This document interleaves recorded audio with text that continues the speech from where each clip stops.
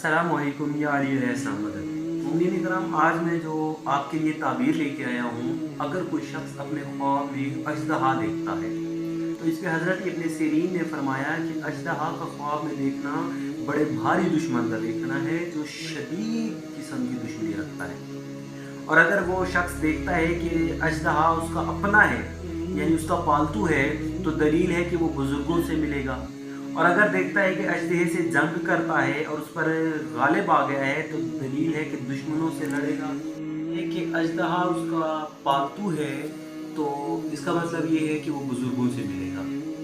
और अगर देखता है कि अजदहे से लड़ा है, जंग की है और उस पर गालिब आया है तो इसका मतलब ये है कि दुश्मनों से उसकी जंग होगी, लड़ाई होगी और वो दुश्मनों को ज़ेर करेगा।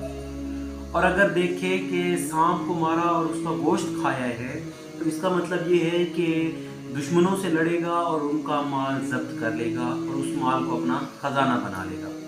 हज़रत जाबिर मग़रिबी ने फरमाया कि अगर सांप ने उसको खाया तो दलील है कि दुश्मन से खौफ होगा और दुश्मन उसको हलाक करेगा। और अगर देखे कि अजदहे की पुश्त पर बैठा है और अजदहा उसके ताबे फरमान है तो इस अमल की दलील है कि बहुत बड़ा दुश्मन उसका ताबेदार होगा और उसके सब कारोबार का उसके इंतज़ाम से होंगे।